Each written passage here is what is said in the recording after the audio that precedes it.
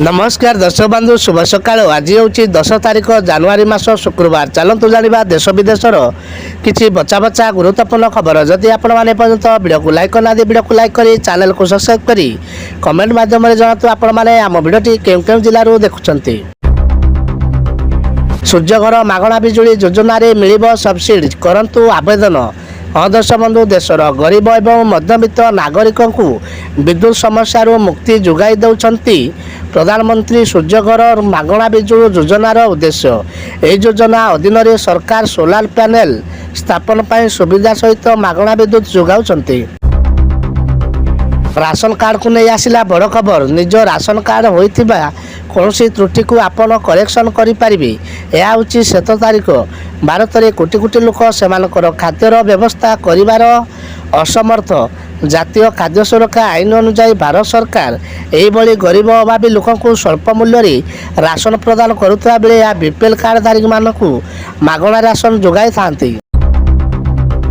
Ayushman card को नहीं आसिला बड़ खबर। यही मासरे आयुष्मान भारत योजना लागू करा जिवो।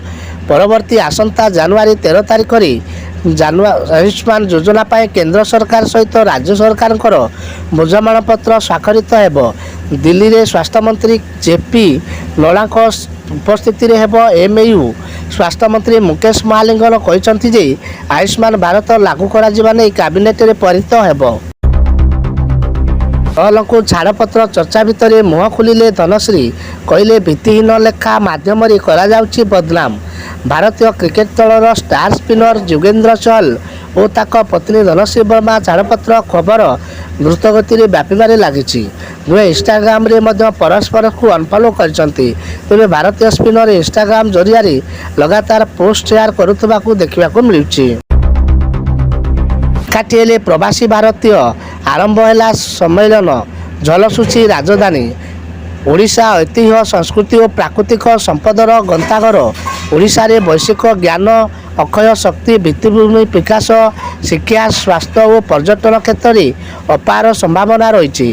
प्रवासी भारतीय माने यही सबुरी पुंजीनिवेश करने सह ओडिशा रे विकास यात्रा सहभागी होगा मुख्यमंत्री मोहन चरण माझी आज प्रवासी भारतीय मानक आह्वान देइछंती।